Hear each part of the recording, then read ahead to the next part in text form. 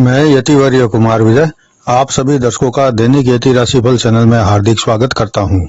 आज मैं आपको इस वीडियो में नवरात्रि को घट स्थापना के मुहूर्त के आदि के बारे में जानकारी दूंगा और साथ ही नवरात्रि के महत्व की जानकारी भी दूंगा।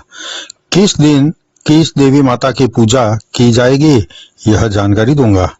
आप अगर नवरात्रा मानते हैं, मनाते हैं और करते हैं तो मेरा यह वीडियो आपके लिए बहुत उपयोगी सिद्ध होगा, क्योंकि इस वीडियो में मैं आपको नवरात्रा कब शुरू होगी और कब तक चलेगी, इसके साथ ही नवरात्रा के पहले दिन घट स्थापना का शुभ मुहूर्त क्या होगा यह भी मैं आपको बताऊंगा। साथ ही नव दुर्गा माता के नाम आदि की जानकारी दूंगा।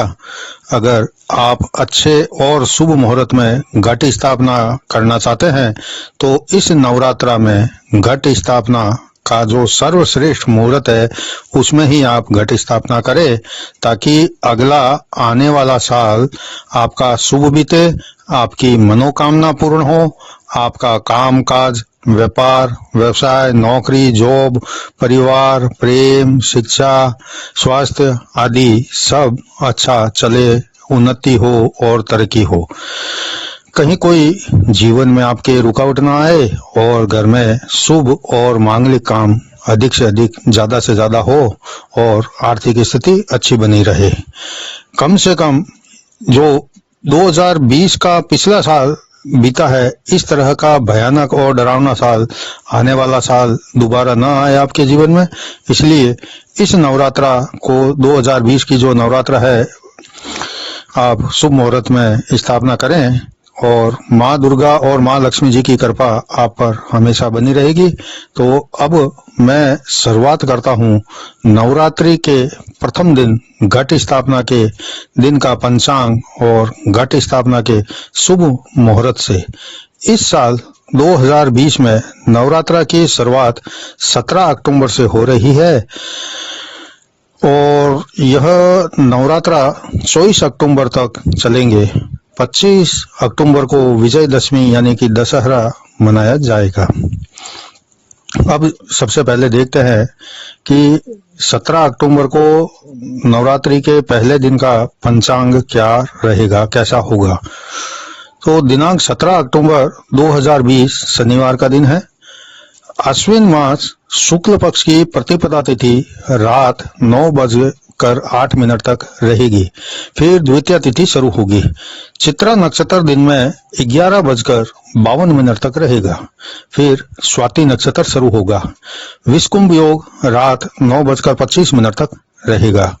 किस्तुघ्न करण दिन में 11:04 तक रहेगा और चंद्रमा दिन रात तुला राशि में गोचर करता रहेगा। 17 तारीख का जो राहु काल का दिन रहेगा, समय रहेगा, वह रहेगा दिन में 9:31 से 10:57 तक, यानी कि यह जो 9:31 से 10:57 तक का शनिवार के दिन का समय राहु काल का है वह सवेरे का है।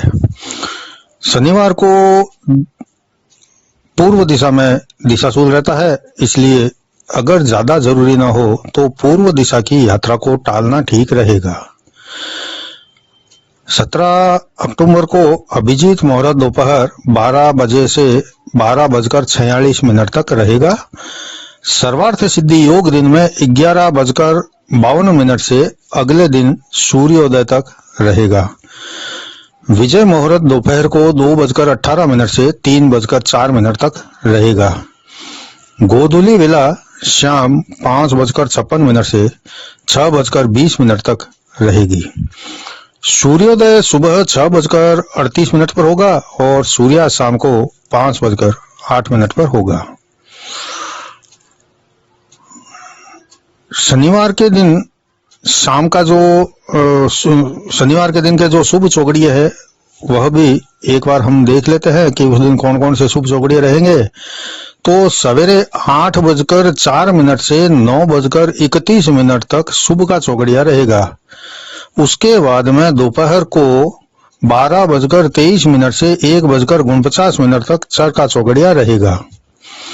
फिर उसके बाद में 1:49 से 3:15 तक लाभ का चौगड़िया रहेगा और उस दिन 3:15 पर 3:15 से 4:42 तक का अमृत का चौगड़िया रहेगा। यह 4 चौगड़िए मैंने आपको बताए हैं, शुभ, चर, लाभ और अमृत। इनका समय भी मैंने बताया है।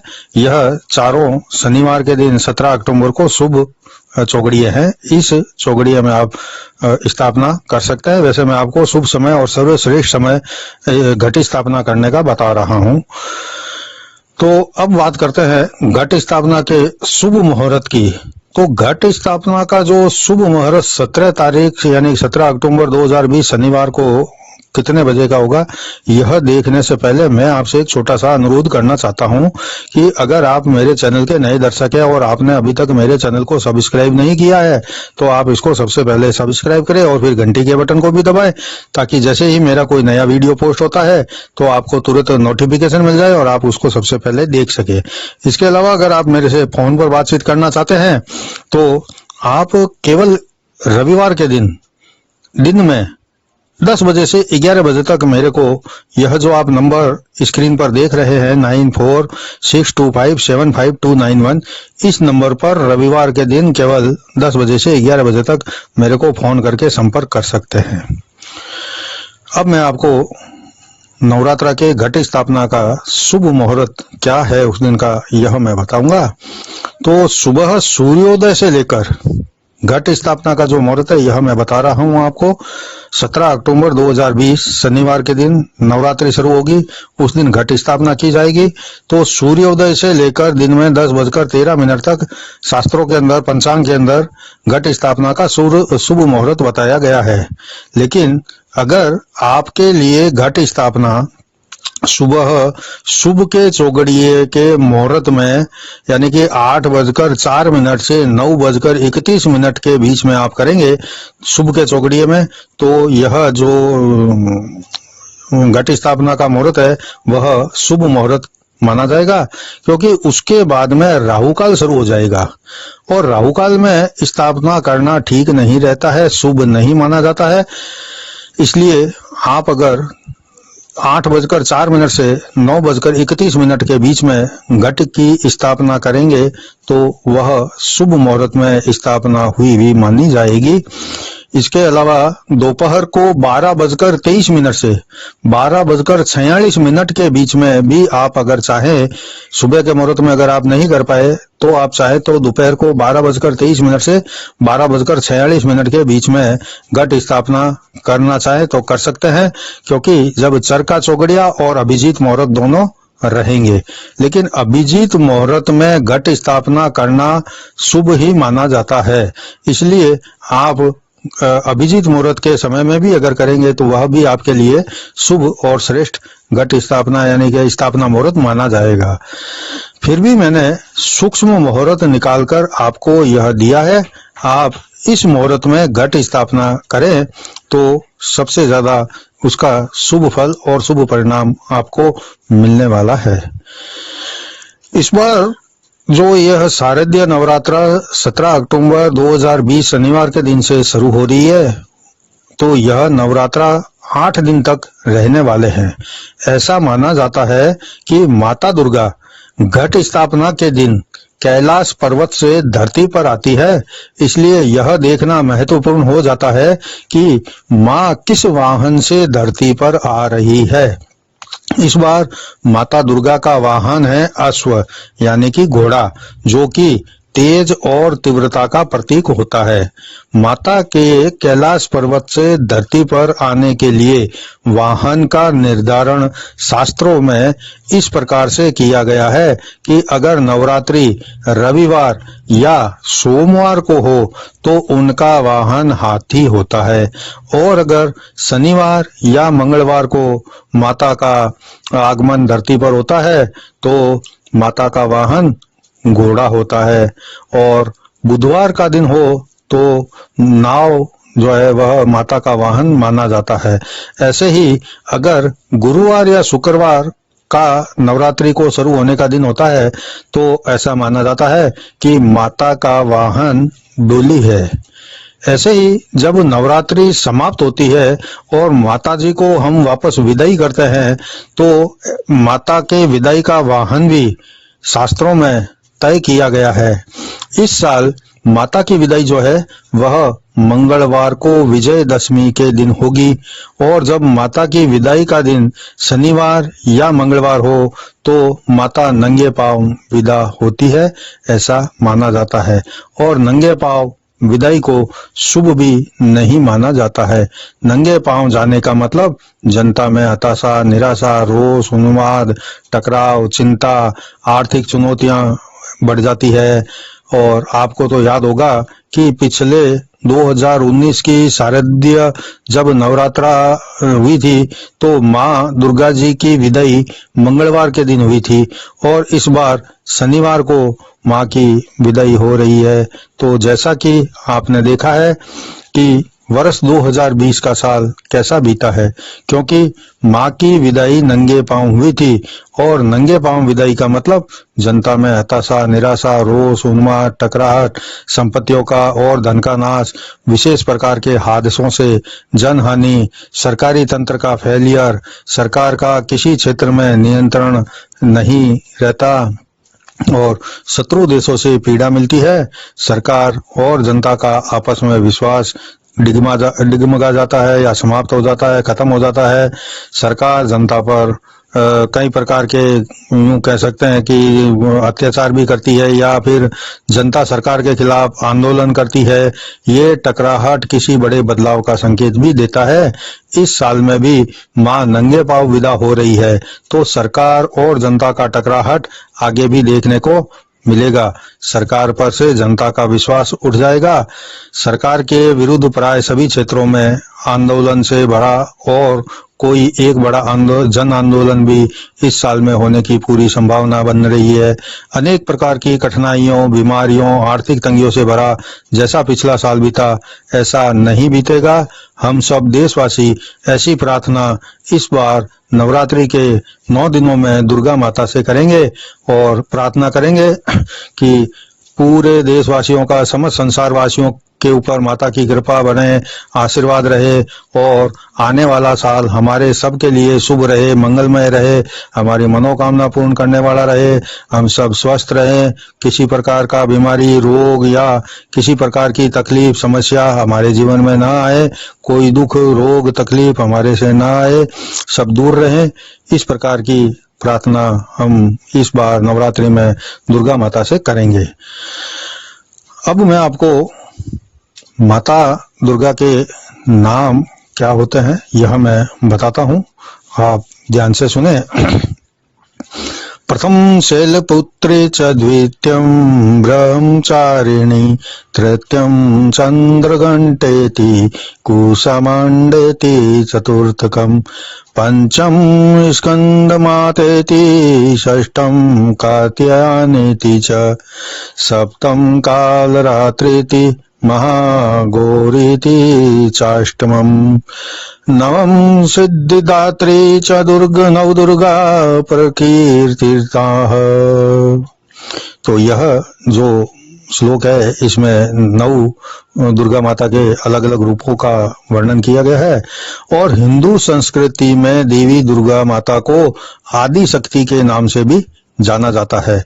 शक्ति दायिनी माँ दुर्गा की पूजा अर्चना के लिए साल के 2 पखवाड़े बेहद महत्वपूर्ण माने जाते हैं। एक चैत्र नवरात्रा और दूसरा शारदीय नवरात्रा होता है। चैत्र नवरात्रा चैत्र माह में मनाया जाता है, जबकि शारदीय नवरात्रा आश्विन माह में मनाया जाता है। नवरात्रि के समय जब जगत जननी माँ दुर्गा की पूजा आराधना की जाती है, इसे कष्टों और जीवन की परेशानियों का हरण करने के रूप में माना जाता है या जाना जाता है। मान्यताओं के अनुसार माँ दुर्गा शक्ति और सतत चक्र की ऊर्जा देने वाली है। 2020 नवरात्रि में आप भी मनोकामना पूर्ति के लिए माँ दुर्गा और उनके सभी स्वरूपों की आराधना कर सकते हैं। नवरात्रि का उत्सव 17 अक्टूबर को शुरू होगा और 24 अक्टूबर को नवमी और 25 अक्टूबर को विजयदशमी के साथ समाप्त होगा। नवरात्रि के जो दिन होते हैं 9 होते हैं और हर एक दिन में अलग अलग देवी माता का पूजन किया जाता है। पहले दिन शैलपुत्री माता का पूजन किया जाता है, तो दूसरे दिन ब्रह्मचारिणी माता का, तीसरे दिन चंद्रघंटा माता का, तो चौथा दिन कुशामंडा का, पांचवें दिन स्कंद माता का और छठे दिन कात्यायनी माता का। सातवां दिन होता है वो कालरात्रि माता का होता है और आठवां दिन महागौरी माता का, और जो नौवां आखिरी दिन होता है वह सिद्धिदात्री माता का होता है। अब मैं आपको पूजन विधि, घट स्थापना के जो पूजन कैसे किया जाता है, कैसे आपको करना है, यह सब मैं बताऊंगा। अगर आप ये करना चाह रहे हैं, इस नवरात्रि में दुर्गा माता की स्थापना अपने घर में घट स्थापना कर रहे हैं, तो आप विधि विधान के साथ में करें, इसका शुभ फल आपको मिलेगा। नवरात्रि पर्व के प्रथम दिन स्नान करके धरा देवी एवं इष्ट देव का नमन करते हैं।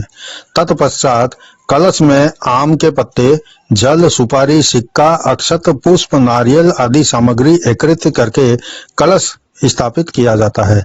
धूप दीप कर हवन किया जाता है तथा देवी के सभी स्वरूपों का स्मरण किया जाता है।